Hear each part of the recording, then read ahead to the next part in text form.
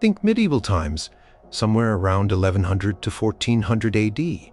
What comes to mind? Knights in shining armor, perhaps, or grand castles. But what about the women who lived within the quiet walls of convents? Did they just pray all day, every day, from dawn till dusk? Or did they possess a secret arsenal of skills that would shock you today? Number 7. Agricultural and horticultural expertise. Beyond the peaceful cloister gardens often depicted in popular stories, medieval nuns were deeply involved in large-scale agricultural operations.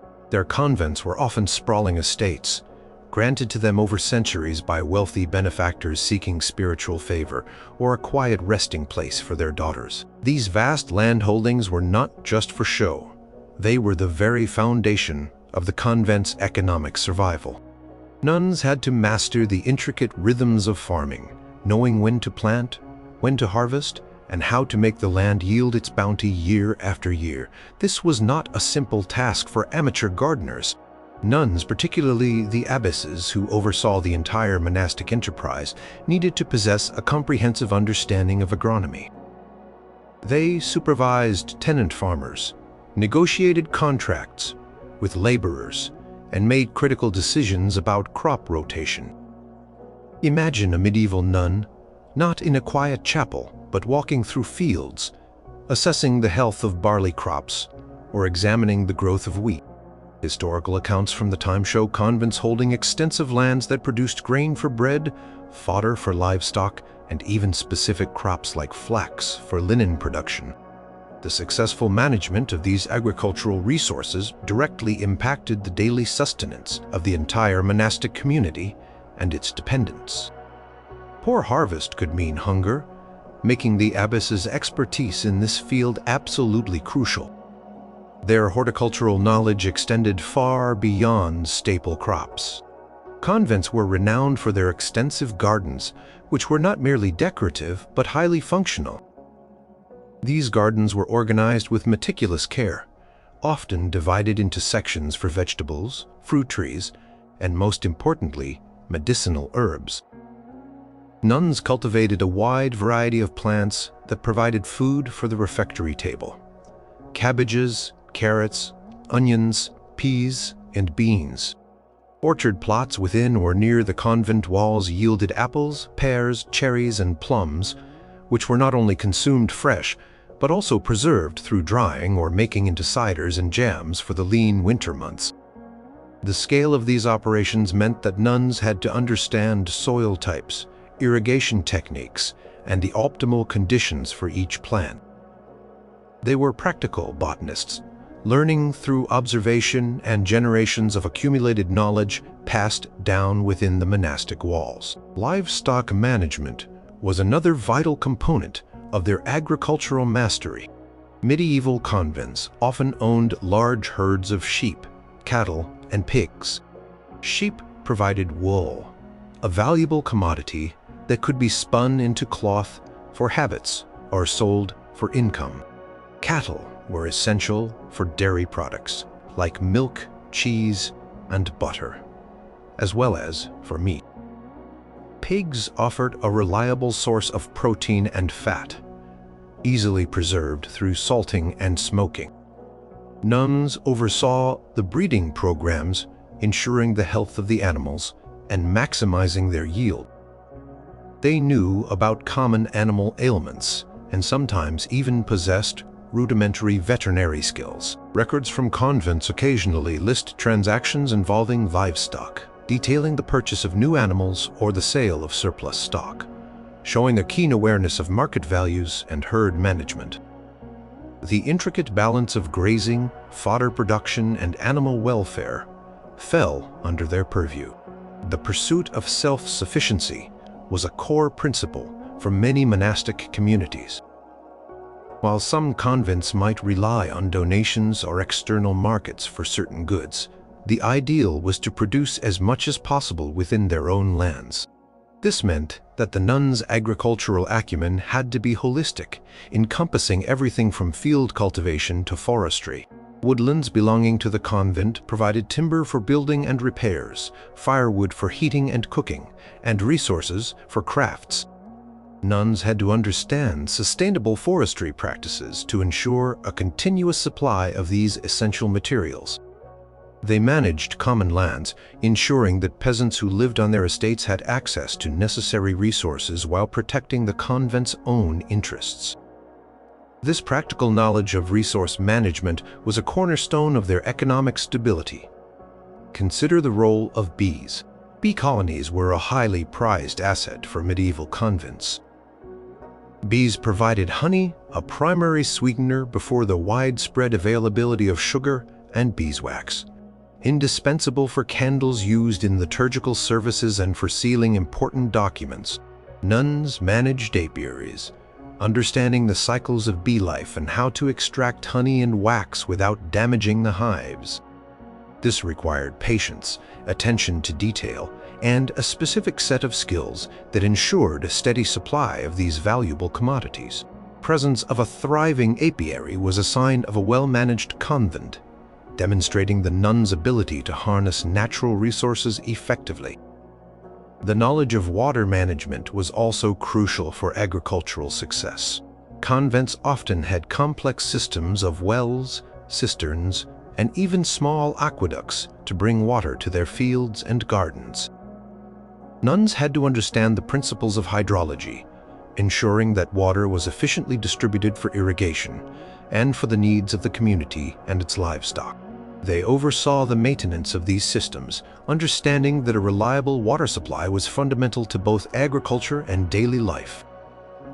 This practical engineering skill, combined with their deep agricultural understanding, painted a picture of nuns who were deeply connected to the land and its management.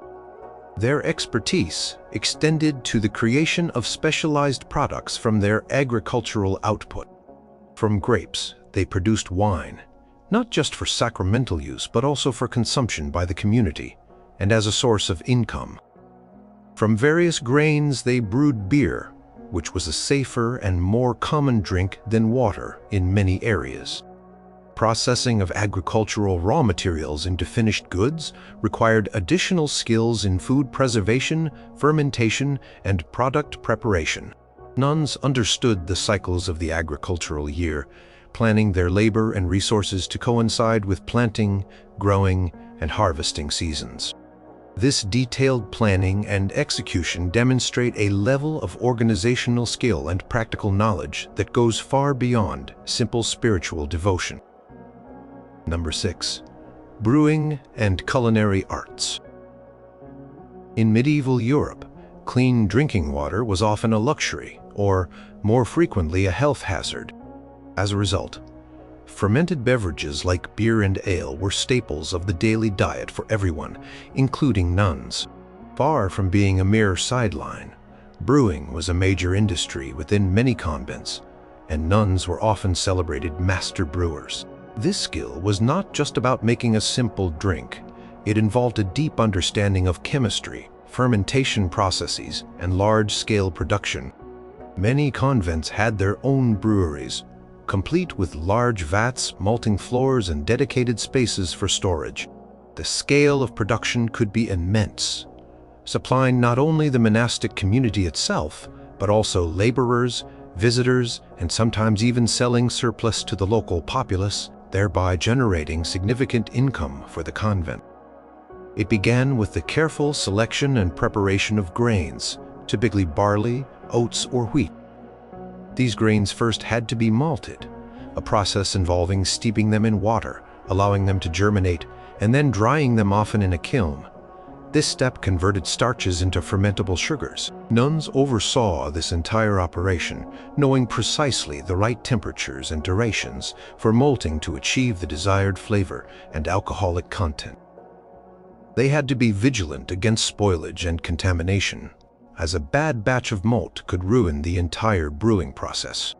The quality of the water used was also crucial, and convents often prided themselves on having access to clean, reliable water sources, sometimes even from their own carefully managed wells or springs. After malting, the grain was crushed and then mashed in hot water to extract the sugars, forming a sweet liquid called wort.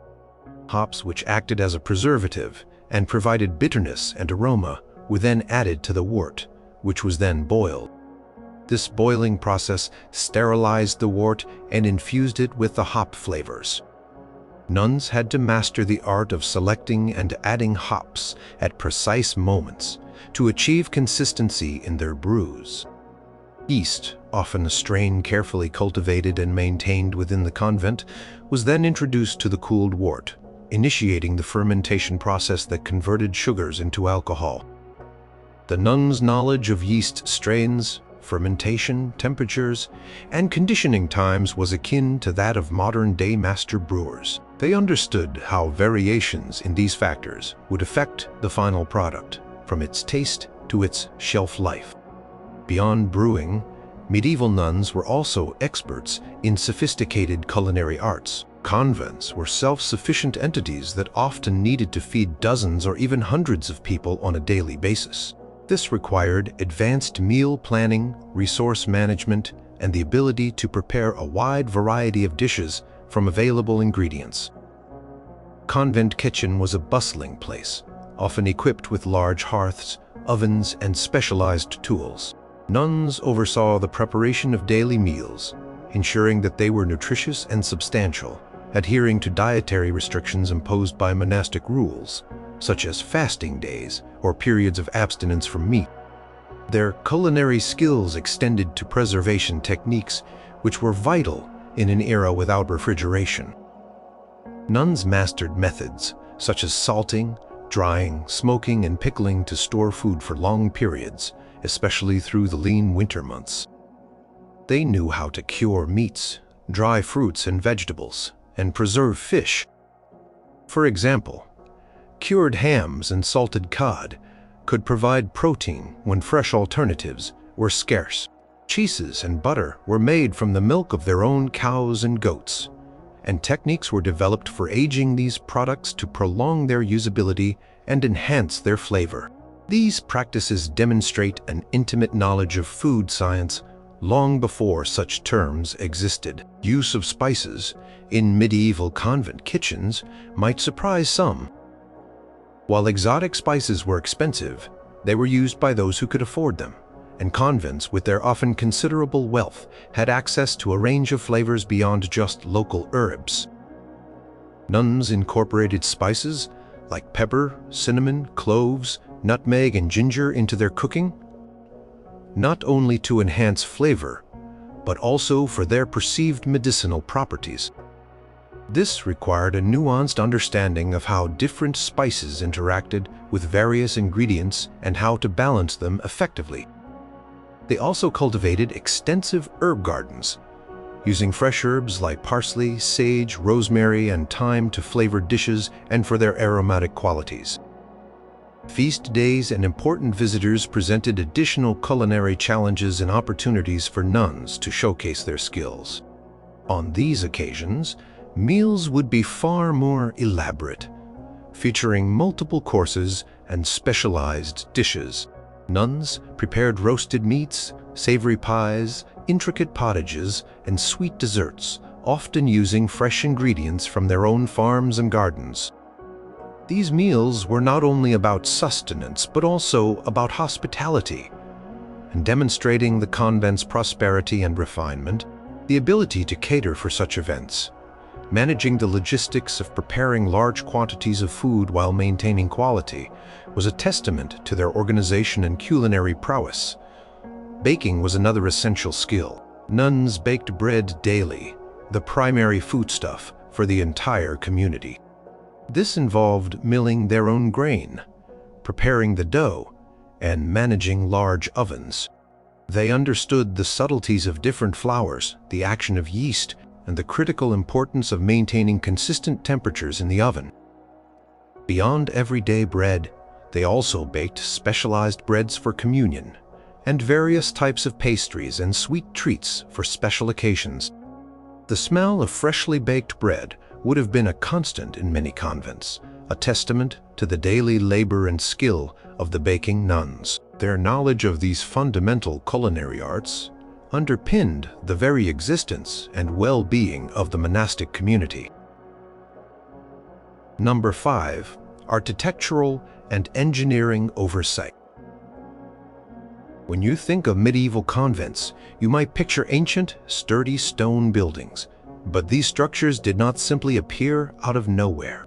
Many convents were large, complex architectural undertakings, and nuns, particularly the abbesses, were often deeply involved in their design, construction, and ongoing maintenance. This meant mastering skills that might surprise you, from understanding structural integrity to managing large building projects. They essentially acted as medieval architects, engineers and project managers, overseeing everything from grand expansions to the repair of leaking roofs. Convent typically comprised a church, cloisters, dormitories, a refectory, an infirmary, workshops, kitchens, and various outbuildings like barns and bakeries. Each of these structures had specific functional requirements, and their construction demanded specialized knowledge. Abbesses often made decisions about new building projects or significant renovations.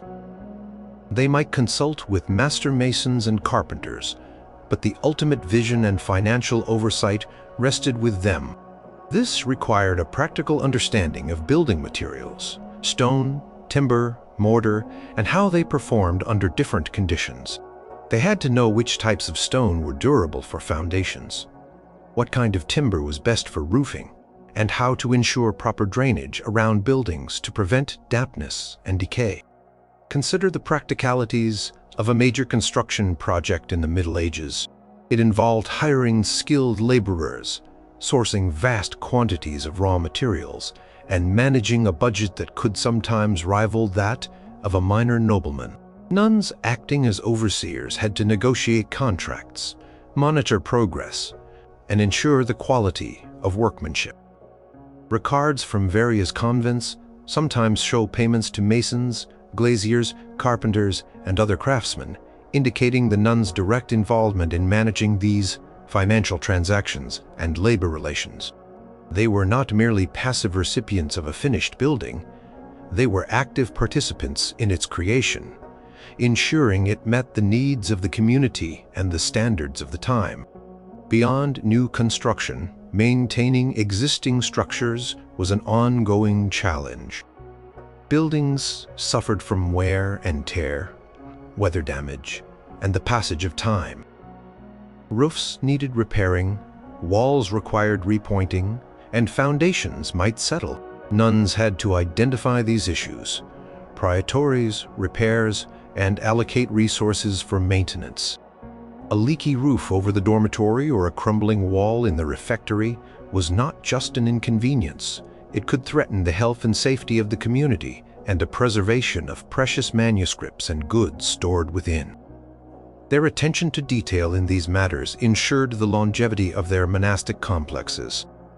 Water management was a critical engineering challenge within any medieval settlement, and convents were no exception. Nuns had to ensure a reliable supply of fresh water for drinking, cooking, washing, and sanitation. This often involved the construction and maintenance of sophisticated water systems, including wells, cisterns, and sometimes even aqueducts that channeled water from distant springs. They understood the principles of gravity flow for water distribution and the necessity of clean water sources to prevent disease. Waste management was another vital aspect of sanitation. Convents often had elaborate latrine systems that required careful design for effective waste removal and hygiene, reflecting an understanding of public health principles. Heating and ventilation were also design considerations that fell under the nuns' purview. In a climate that could be harsh, particularly in Northern Europe, keeping monastic buildings warm was essential for comfort and health. Large fireplaces, sometimes supplemented by more advanced heating systems, like hypocausts in certain areas, were designed to heat communal spaces. Nuns understood the need for proper ventilation to prevent stuffiness and the buildup of smoke. They would have overseen the design of windows and openings to maximize light and airflow, while minimizing drafts. These practical considerations demonstrate a thoughtful approach to creating functional and livable spaces. The layout of the convent itself was a result of careful planning.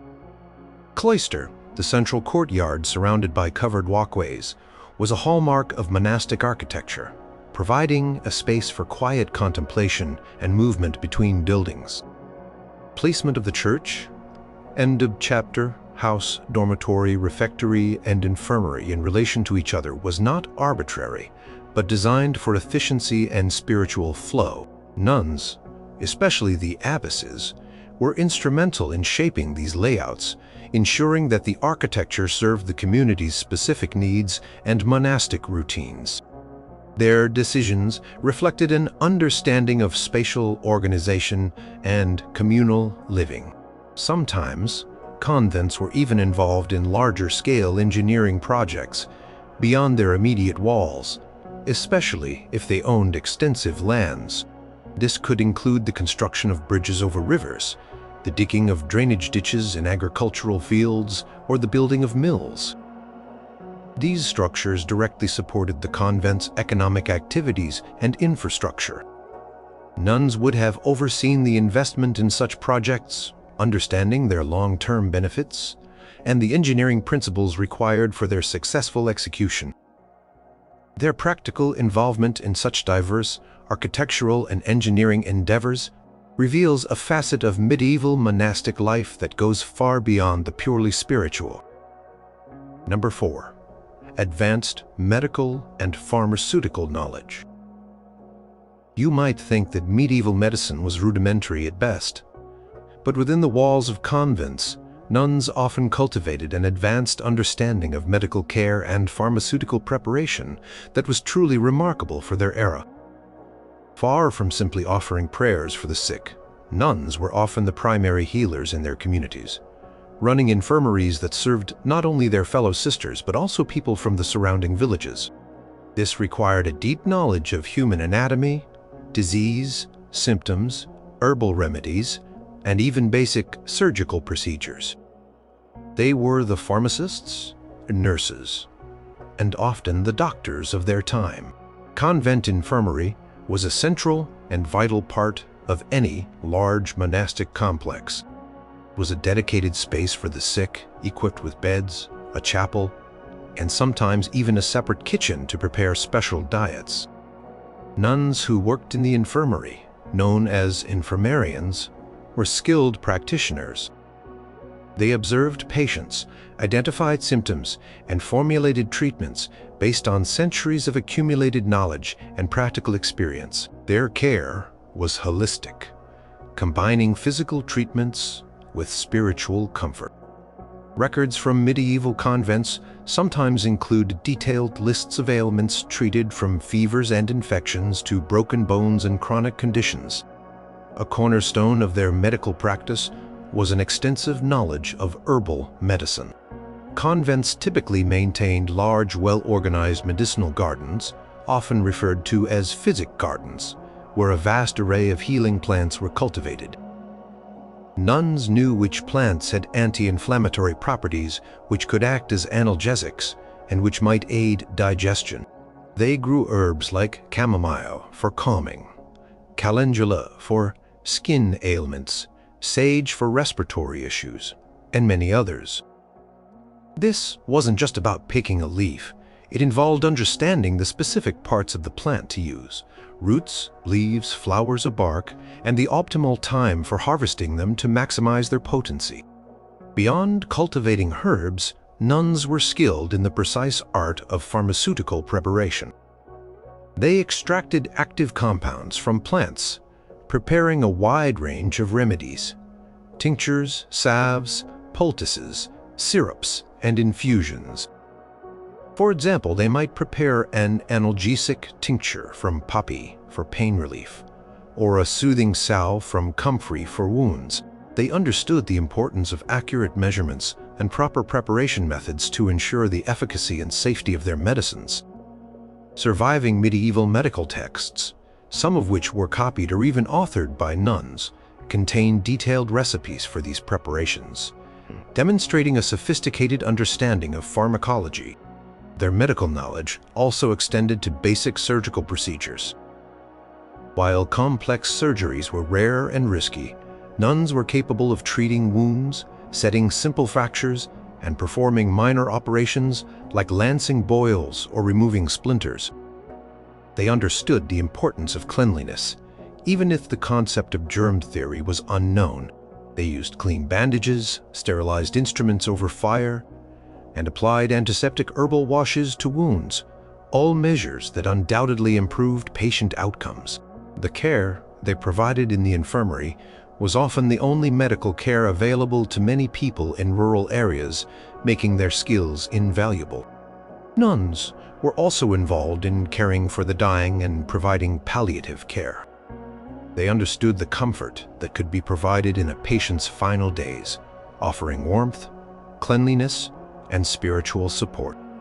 Their comprehensive care extended from birth to death, sometimes assisting with childbirth in the local community, though this was less common than their role in general healing.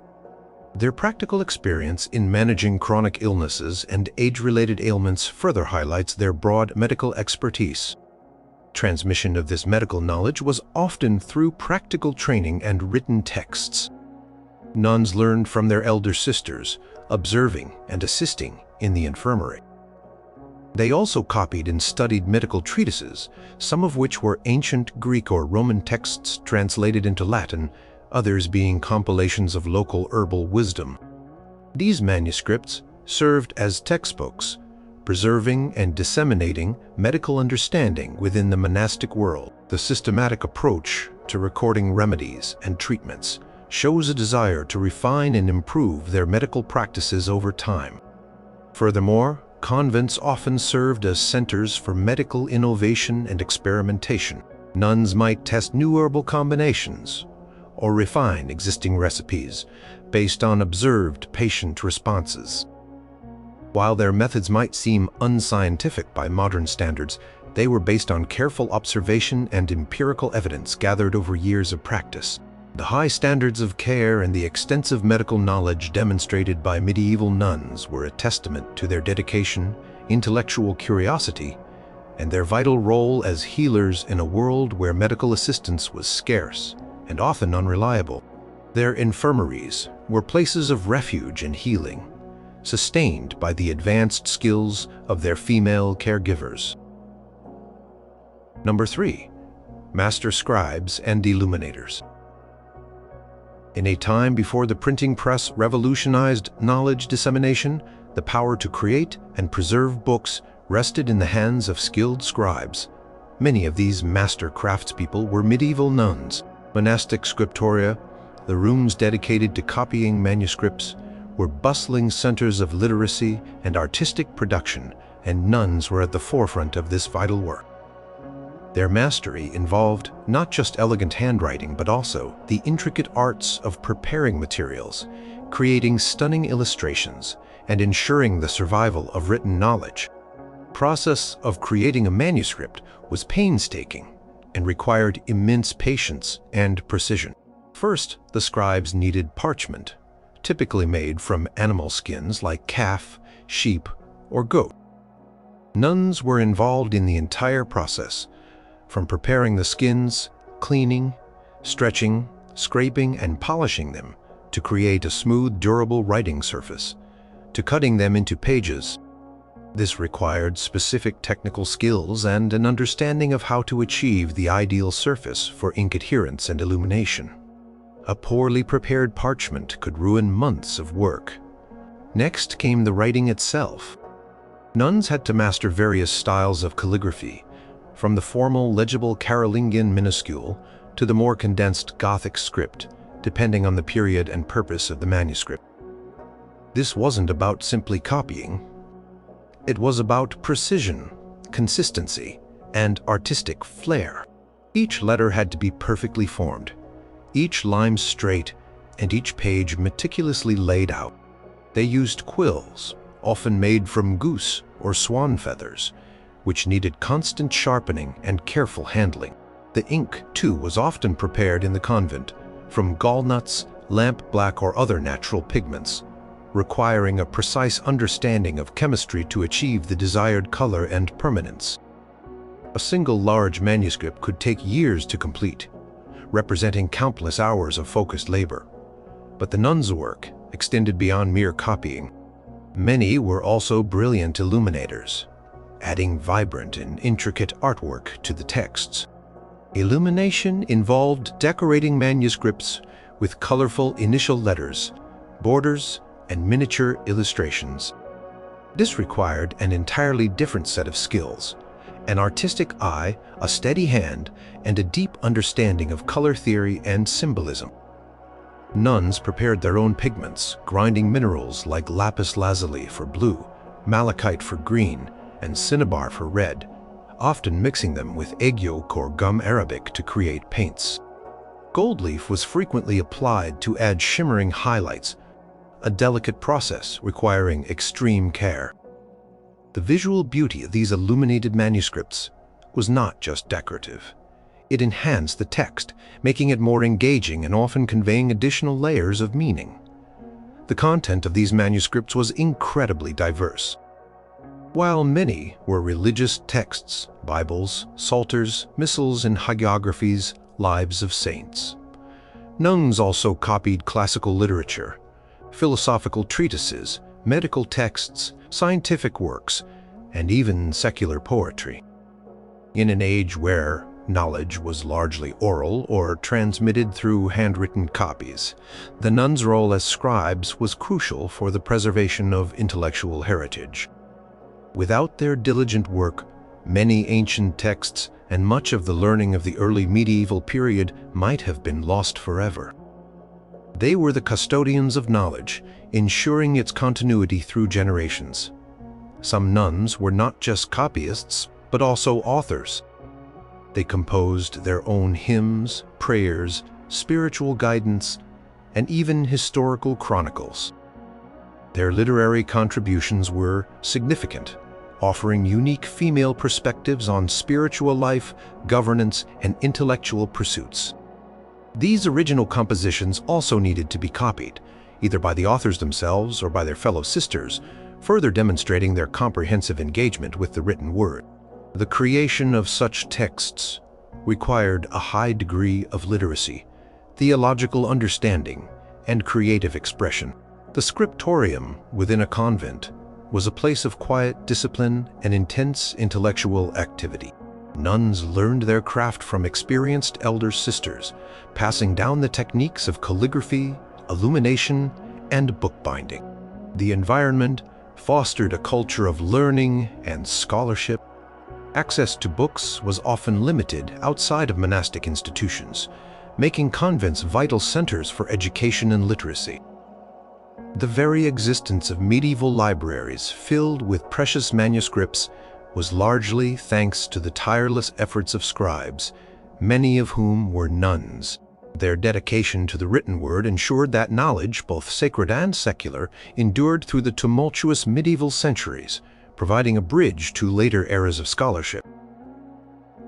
Number 2. Diplomacy and political negotiation. While often associated with prayer and quiet contemplation, medieval nuns, particularly abbesses, were far from isolated from the political machinations of their time. In fact, many abbesses were highly skilled diplomats and astute political negotiators, navigating complex relationships with powerful secular and ecclesiastical figures.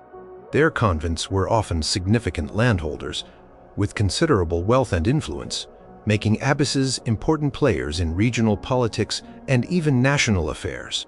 They engaged in legal disputes, sought royal patronage, and protected their community's interests with remarkable shrewdness.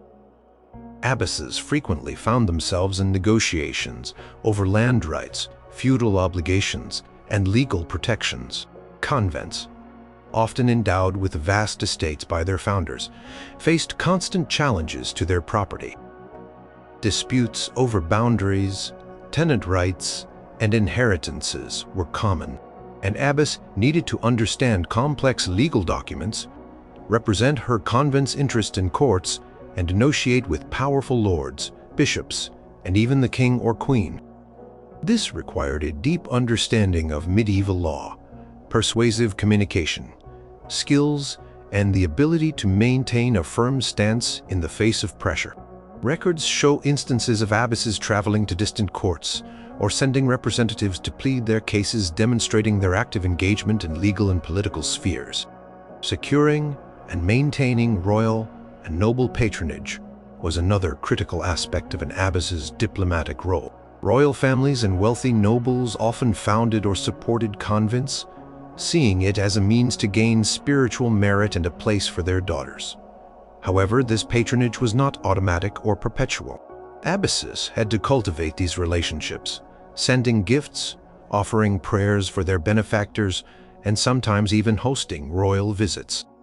These visits were significant political events requiring meticulous planning, considerable resources, and the abbess's personal charm and diplomatic tact to impress powerful guests. A successful visit could lead to renewed financial support, legal protections, or even political influence for the convent. Abbesses also played a significant role in ecclesiastical politics. They negotiated with bishops regarding the convent's autonomy, its spiritual direction, and the appointment of priests to serve the community. Sometimes, these negotiations could be contentious, as abbesses sought to protect their convent's unique traditions or privileges from external interference. Their relationship with the Pope was also crucial, as papal bulls, official documents, could grant special exemptions or confirm important rights. Correspondence between abbesses and popes or cardinals reveals their direct involvement in high-level church politics, articulating their concerns and seeking favorable outcomes for their communities. The convent itself often served as a safe haven or a neutral ground for political figures during times of conflict. Royal women, noble ladies, or even powerful abbesses from other convents might take refuge within its walls. This required the abbess to manage potentially sensitive political situations, ensuring the safety of her guests while maintaining the convent's neutrality and avoiding entanglement in external conflicts. The reputation of a convent for sanctity and stability could make it an ideal location for such temporary retreats, highlighting the abbess's ability to manage complex interpersonal and political dynamics. Furthermore, some abbesses were themselves members of powerful noble families, bringing with them a lifetime of exposure to political maneuvering. They understood the intricacies of court life, the shifting alliances, and the unwritten rules of medieval power. This background, combined with their monastic authority, made them formidable figures in any negotiation. They leveraged their family connections, their spiritual authority, and the economic power of their convents to achieve their objectives. The abbess of a large, wealthy convent could wield significant influence, sometimes even more than local lords or knights. Their political and diplomatic skills also extended to managing relations with the local community. Convents were often integrated into the economic and social fabric of their regions. Abbesses dealt with disputes involving peasants, artisans, and merchants who lived on their lands or traded with the convent. They oversaw justice within their feudal domains, sometimes acting as judges or mediators. This required a balanced approach, ensuring the convent's interests were protected while maintaining good relations with the wider population. Their ability to manage these diverse relationships caused their profound understanding of governance and human interaction. The influence of medieval abbesses was not limited to spiritual matters. They were powerful administrators, landowners, and negotiators, skillfully navigating the intricate web of medieval politics. Number 1. Estate management and financial acumen. Beyond their spiritual duties, medieval nuns, especially abbesses, were often highly skilled estate managers and possessed remarkable financial acumen. Convents were significant economic entities, often holding vast landholdings and numerous assets, making the abbess responsible for a complex and extensive enterprise. This required mastery of budgeting, accounting, investment, and trade skills that would rival those of any secular lord or merchant. They were the chief financial officers and economic strategists of their monastic domains. The wealth of a medieval convent typically stemmed from endowments, gifts of land, property, and sometimes money, from aristocratic families and royalty. These endowments were often given in perpetuity, creating an ongoing source of income. However, managing these assets was no simple task. Abbesses had to oversee the collection of rents from tenants and villagers living on their lands, ensuring that these revenues were consistent and properly recorded. They managed diverse income streams, from agricultural produce and livestock to rents from mills, fisheries, and forests. This involved understanding market values, negotiating terms, and enforcing contracts. Much like a modern CEO overseeing a multifaceted corporation, budgeting and financial planning were paramount.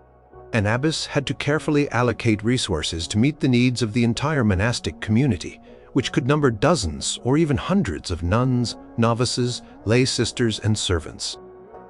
Expenses included food, clothing, heating fuel, building maintenance, liturgical supplies, and alms for the poor. Detailed account books, meticulously kept by the convent cellarer, who was often a nun herself, reporting to the abbess, survive from many medieval convents.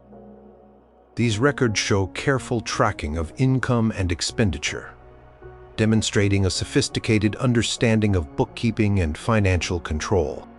They managed surpluses, planned for future needs, and dealt with periods of scarcity, making hard choices about resource allocation. Nuns engaged in various forms of economic activity to generate income. Beyond renting out land, convents often operated their own mills, bakeries, breweries, and workshops, producing goods not just for internal consumption, but also for sale in local markets. For example, some convents were renowned for their high-quality wool, which was shorn from their own sheep flocks, processed, and then sold. Others produced wine, beer, or specialized crafts. Managing these enterprises required understanding production costs, setting prices, and managing supply chains. They were actively involved in trade, often participating in regional markets and sometimes even engaging in long-distance commerce for specialized goods not available locally. Investment was another aspect of their financial management. Convents sometimes invested in new agricultural technologies, such as improved plows or irrigation systems to increase yields. They might also lend money or provide financial assistance to local communities or individuals, earning interest or other forms of return. These investment decisions required careful risk assessment and foresight.